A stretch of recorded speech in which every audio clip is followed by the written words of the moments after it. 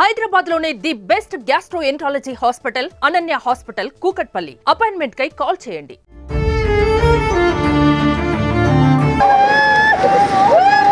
నమస్తే, welcome to Suman TV Warangal. నేను మీ స్వాతి బచ్చు. ఈ రోజున నేను ఒక పబ్లిక్ ఏరియాలో ఉన్నానండి. గత 2 రోజుల క్రితం ఏదైతే క్రైమ్ న్యూస్ మనం వెలుగులోకి తీసుకొచ్చామో, మైనర్ బాలిక ఆత్మహత్య విషయం అయితే ఇప్పటివరకు కూడా చాలా వాదనలను వినిపిస్తూనే ఉన్నాము. అయితే అమ్మాయి తరపున, అబ్బాయి తరపున, ఇరు వర్గాల తరపున వాళ్ళ వాయిస్ని మేము ముందుంచడం జరిగింది. దీని మీద మనం ఈ రోజున అమ్మాయి తరపున ఏదైతే మాట్లాడినారో అబ్బాయిని కూడా మనం ఇంటరాగేషన్ చేశామో, దీని ప్రకారంగా అబ్బాయి తరపున ఎవరైతే ఉన్నారో వాళ్ళ బంధువులు కావచ్చు, వాళ్ళ సన్నిహితులు, వాళ్ళ కుటుంబానికి చాలా దగ్గర వాళ్ళు వినోద్ గారు ఉన్నారండి. ఇప్పుడు లాయర్ మనతో పాటు మాట్లాడడానికి రెడీగా ఉన్నారు. అసలు సంఘటన జరిగిన వెంటనే ఆ అబ్బాయి ఎవరైతే ఉన్నారో భరత్, వీరితో పంచుకున్న ఏవైతే మాటలు ప్లస్ లా అండ్ ఆర్డర్స్ ప్రకారంగా వీళ్ళకి సంబంధించిన శిక్షల గురించి కానీ, ఒకవేళ గనక నిజంగానే వీళ్ళు అటెంప్ట్ మర్డర్ చేసినట్టయితే తల్లి తండ్రి తరపున అమ్మాయి తల్లి తండ్రి వాళ్ళు, లేదంటే అబ్బాయి నిజంగానే ఆమెతో సన్నిహితంగా ఉన్నట్టయితే ఎలాంటి శిక్షలు పడతాయి, ఇలాంటి విషయాలని కొన్నిటిని మాట్లాడడానికి వారి సన్నిహితులు ఉన్నారు, అబ్బాయి తరపున వాళ్ళు. ఒకసారి వాళ్ళతో మాట్లాడి పూర్తిగా దీని గురించి తెలుసుకునే ప్రయత్నం చేద్దాం. నమస్తే అండి, మీ పేరు? కంపా వినోద్ కుమార్, అడ్వకేట్. ఓకే, వినోద్ కుమార్ గారు, మీకు భరత్కి ఏంటి సంబంధం? అంటే భరత్కి నాకు ఎటువంటి సంబంధం లేదండి. కాకపోతే వాళ్ళ పేరెంట్స్, వాళ్ళ ఫాదరు మాకు దగ్గరి ఫాలోవర్స్కి ఫ్రెండ్. ఈ సంఘటన జరిగినప్పుడు వాళ్ళు మా ఫాలోవర్స్కి కాల్ చేసి వాళ్ళ సమస్య నా దృష్టికి తీసుకురావడం జరిగింది. తీసుకొని వచ్చినప్పుడు నేను వెంటనే వెళ్ళడం జరిగింది. పిల్లవాడు అప్పటికే హాస్పిటల్లో జాయిన్ అయి ఉన్నాడు. ఆ పిల్లవాడు మాట్లాడే పరిస్థితి లేదు. అప్పుడు ఇక్కడ కట్ అయింది. అప్పటికే ఇంకేం చూడలేదు, బ్లడ్ కనబడింది. ఫస్ట్ లేయర్ మాత్రమే కట్ అయింది, ప్రాణాంతకం లేదని అర్థమైంది. విషయాలు మామూలుగా చెప్తే చిన్నగా చెప్పాడు.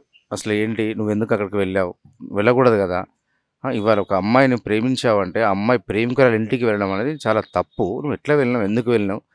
గతంలో కూడా మీ పేరెంట్స్ చెప్తున్నారు, షీ టీంలో కూడా ఒక ఒప్పందం జరిగిందట కదా, ఇక నుండి మా పిల్లల్ని మీరు మాట్లాడుకోకుండా జాగ్రత్తలు తీసుకోవాలని పోలీసు వారు చెప్తే మీరు కూడా అంగీకరించడం జరిగిందట. మళ్ళీ తిరిగి అట్లా ఎట్లెళ్ళావమ్మా, ఇవాళ ఇంతటి విషాదకరమైన సంఘటనకి నువ్వు పరోక్షంగా కారణం అయ్యావు కదా, ఎట్లా అయ్యావు, నువ్వు ఎట్లా చేసావు అని అంటే, సార్ ఇట్లా తప్పనిసరి, నువ్వు రాకపోతే నేను సూసైడ్ చేసుకుంటాను, నాకు ఇంట్లో చాలా టార్చర్ అవుతా ఉంది, నేను ఉండలేకపోతున్నా, నన్ను నిర్బంధించారు, బయటికి ఎటు వెళ్ళనివ్వట్లేరు, కాలేజ్ కూడా వెళ్ళనివ్వట్లేరు, నువ్వు వస్తేనే నేను బ్రతుకుతా లేకపోతే చచ్చిపోతా అనేసి ఎమోషనల్గా మాట్లాడేసరికి ఇతనికి తప్పలేదని అబ్బాయి చెప్తున్నాడు.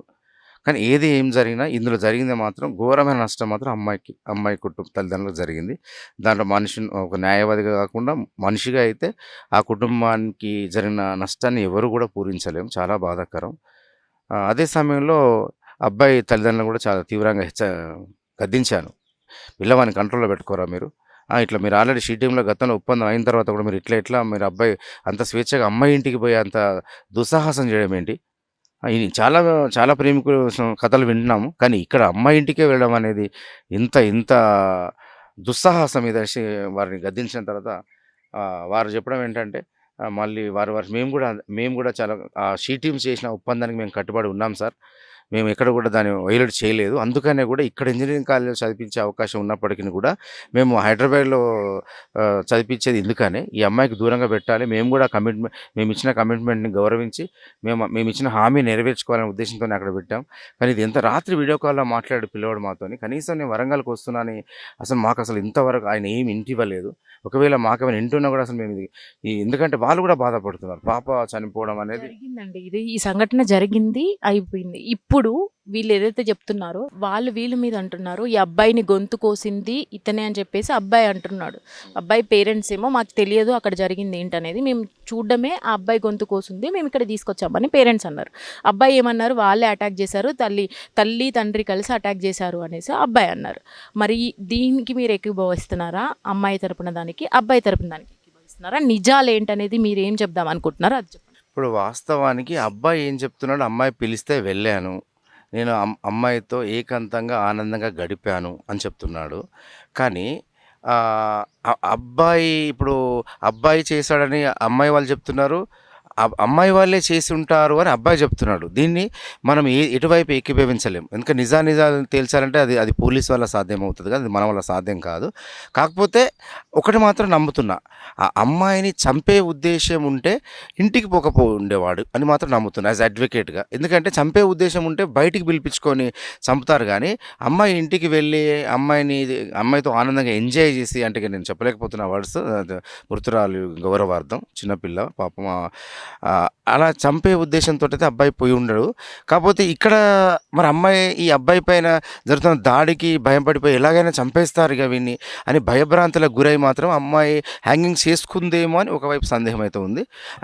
ఇంకా ఏమన్నా మనం కూడా ఊహించనివి జరిగితే అది మన తెలంగాణ పోలీసు, మన ఇండియాలోనే పేరున్న వాళ్ళు, అందులో మన వరంగల్ పోలీసు ఇంకా సమర్థులు. అక్కడ ఉన్న సిఐ గారు కానీ, ఇప్పుడు మన ఏసీపీ దేవేందర్ రెడ్డి గారు, వీళ్ళు చాలా సమర్థమైన అధికారులు. ఖచ్చితంగా నిజాలు మాత్రం నిగ్గు తేలుస్తారు. దాంట్లో మనం ఎటువంటి సందేహాలకు పోవాల్సిన అవసరం లేదు. ఇరుపక్షాల వాయిస్ని మేమైతే వినిపించడం జరిగింది, ఇటు అమ్మాయి తరపున కానీ అటు అబ్బాయి తరపున కానీ. యాజ్ ఏ లా ప్రకారంగా చూసుకున్నట్టయితే మీరు ఒక అడ్వకేట్ కాబట్టి దీనికి ఫర్దర్గా ఒకవేళ ఆ అమ్మాయి తండ్రి కనుక అటాక్ నిజంగానే జరిగి ఉంటే లా ప్రకారంగా ఆయనకి ఎలాంటి శిక్ష పడుతుంది, లేదు అని అంటే అబ్బాయి హ్యాండ్ ఉంది అమ్మాయి చావులు అని అంటే ఈ అబ్బాయికి ఏం శిక్ష పడుతుందో అది ఒక్కసారి చెప్పండి. ఇప్పుడు ఈ ఇరుపక్షాలు పెట్టినటువంటి సెక్షన్స్ ప్రకారము అబ్బాయికి 20,000 పడుతుందండి. అమ్మాయి తండ్రికి 10 ఏళ్ళకు తగ్గకుండా శిక్ష పడుతుందండి. ఎందుకంటే అటెంప్ట్ మర్డర్ ఉంది అందులో, తర్వాత SC/ST అట్రాసిటీ ఉంది. ఇవి రెండు కూడా 10 years అబోవే. కాబట్టి అతనికి 10 సంవత్సరాలు తగ్గకుండా శిక్ష పడే అవకాశం ఉంది. ఈ అబ్బాయికి 20 సంవత్సరాలకు తగ్గకుండా శిక్ష పడే అవకాశం ఉంది. కాకపోతే ఈ మన సమాజం అందరూ శాంతియుతంగా ఆలోచించిన తర్వాత వాళ్ళ మనసులో ఏమైనా మార్పులు వస్తాయి. ఇప్పుడు మాత్రం కోపోద్రేకంతో ఉంటారు. అబ్బాయికి ఏ పరిస్థితుల్లో పడుతుంది అంటున్నారు? 20 సంవత్సరాలు, అది ఏది చేసుంటే పడుతుంది అంటున్నారు? మైనర్ బాలిక కదండి. మైనర్ బాలికను ఇప్పుడు మనం దాగదు. రేపు ఫోరెన్సిక్ ల్యాబ్ పోస్ట్మార్టం రిపోర్ట్ వస్తుంది. అబ్బాయి మరి ఆల్రెడీ మేము కలిసామంటున్నాడు. మరి వాళ్ళు ఏం జాగ్రత్తలు తీసుకున్నా కూడా, ఒకవేళ జాగ్రత్తలు తీసుకుంటే స్పర్మ్ దొరకకపోవచ్చు కానీ పార్టిసిపేషన్ అనేది రిపోర్ట్ వస్తుంది కదా. అది మైనర్ బాలికను అలా చేయడం తప్పు కదా.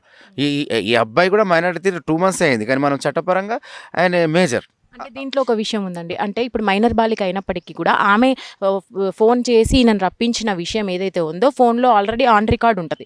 కాబట్టి ఇష్టపూర్వకంగానే వీళ్ళిద్దరు కలిసారు అన్న దానికి ఉంటుంది కదా. అంటే అది యాక్సెప్ట్ చేస్తుందా లా, లేదంటే ఓన్లీ మైనర్ కాబట్టి ఆ అబ్బాయిదే తప్పనేదే యాక్సెప్ట్ చేస్తుందా? లా ఎట్లా అనుమతిస్తుందండి? లా అంటే అది ఖచ్చితంగా అది పక్కా శిలాశాసనం లాగా ఉంటుంది. బిలో 18 years అమ్మాయిని మనము ఆ రకంగా ఉపయోగించకూడదని చట్టం చెప్తున్నప్పుడు అది అంతే. ఇంకా ఇష్టపడి పిలిచింది అన్న కూడా చెల్లిం పిల్ల, నువ్వు తెలియక పిలుస్తున్నావని పెద్దవాడు చెప్పాలనే చట్టం చెప్తుంది. కానీ నువ్వు ఇష్టపడి పిలిచావు కదా కాబట్టి నీ తప్పు లేదు అని చట్టం చెప్పదు. చట్టం ప్రకారం అది శిక్షార్హం అంతే. అదేవిధంగా ఆ అమ్మాయి ఇంటికి వచ్చి అమ్మాయిని ఈ రకంగా అనుభవిస్తున్నాడని చెప్పి తండ్రి కోపోద్రేకుడై అతన్ని చంపే ప్రయత్నంలో గొంతు కోసాడని కూడా ఉపేక్షించదు. చట్టం తన పని తను చేసుకుంటూ పోతుంది. ఇరు వర్గాల విషయం ఆలోచిస్తున్నట్టయితే ఇప్పుడు ఒకవేళ అబ్బాయి మర్డర్కి ఆయన ప్రమేయం లేకపోయినా కూడా ఆత్మహత్య చేసుకున్నప్పటికీ కూడా లైంగికంగా ఒకవేళ ప్రూఫ్ అయితే కనుక అబ్బాయికి అటువైపు నుంచి ఆ సెక్షన్ల ప్రకారంగా ఆయనకు శిక్ష పడుతుంది. ఒకవేళ ఆ అమ్మాయి తండ్రికి మాత్రము ఆయన మీద అటాక్ జరిగితే అటెంప్ట్ మర్డర్ కింద ఈయనకు శిక్ష పడే అవకాశం ఉంది. ఇదేమైనా ఇలాంటి సంఘటనలు రిపీటెడ్గా జరగడం కానీ వరంగల్లో కొన్ని చూస్తున్నాము కదా. అంటే దీని మీద మీరు ఏమంటారు? అంటే ఇప్పుడున్న జనరేషన్ గురించి కానీ ఒక మాటలో చెప్పండి. అంటే మనం ఇంకా వెనుకబడే ఉన్నామండి. పాశ్చాత్య దేశాలతో కనుక పోల్చుకుంటే మనం ఇంకా వెనుకబడి, ఇంకా ఈ మన ఏదో ఆధారం కూడా మనం వెనుకబడి ఉన్నాం. కొంచెం మనము ఎడ్యుకేట్ అవ్వాలి. మనం కూడా తెలిసిన వాళ్ళం ఎడ్యుకేట్ చేయాలి పేరెంట్స్ని. రకంగా ఎంత కోపోద్రేకుడైనా కూడా ఆ పరిస్థితుల్లో తండ్రి అక్కడే ఉండి వాడి వెంట పరిగెత్తకుండా అమ్మాయిని ప్రొటెక్ట్ చేసుకుని ఉంటే, అంటే ఇప్పుడు బాగా నష్టపోయింది అతనే బాగా నష్టపోయాడు. కానీ మనం అతను తప్పుపట్టలేము. కానీ కొంచెం ఆ సమయాన్ని శాంతం వహించి ఉండి ఆ అమ్మాయిని ప్రొటెక్ట్ చేసుకున్న తర్వాత అబ్బాయి సంగతి చెప్దామని ఉంటే ఇవాళ ఇన్ని బాధలు 2 కుటుంబాలు ఇబ్బందుల పాలైతే ఉండేటివి కావు. అంటే ఒకటి మనం కూడా సమాజం కూడా వెంటనే ఆవేశాలు పోకుండా ఈ కులాలు, మతాలు, వర్గాలు అనే వాటికి దూరంగా ఉంటే ఈ శాంతం అనేది మనకు వస్తుంది. ఈ కులాలు, వర్గాలు, వైషమ్యాలని మన మనసులోకి వెళ్ళి పోకపోవడం వల్లనే ఒక రకంగా ఇప్పుడు ST అబ్బాయి వాళ్ళు అగ్ర సామాజిక వర్గం వీడు వస్తాడా, వీడు నా ఇంటికి వస్తాడా, నా ఇంటి ఆడపిల్ల మీద చేస్తాడా అనే కోణంలో పోయడం. కానీ ఈ పిల్లలకేం తెలుసు ఈ మనకున్నాయని కొంచెం అంటే స్వచ్ఛందంగా అసలు వాస్తవ ధోరణిలో ఆలోచన చేసి ఉంటే ఇంత పెద్ద నష్టం ఆ తండ్రికి జరిగి ఉండేది కాదు. నేను నిజంగా ఆ తల్లిదండ్రులకు మాత్రం నా ప్రగాఢమైన సానుభూతిని తెలియజేస్తున్నా మనిషిగా. థ్యాంక్ యూ సో మచ్ అండి. మీరు చాలా చక్కగా వివరించారు. మరి వేచి చూద్దాము. లా అండ్ ఆర్డర్స్ ప్రకారంగా వాళ్ళకి ముందు ముందు ఆ ఇన్వెస్టిగేషన్ పూర్తయిన తర్వాత వాళ్ళ ధోరణి బట్టి అది ఎలాంటి శిక్ష అనేది అయితే మనం వేచి చూద్దాం. Thank you so much.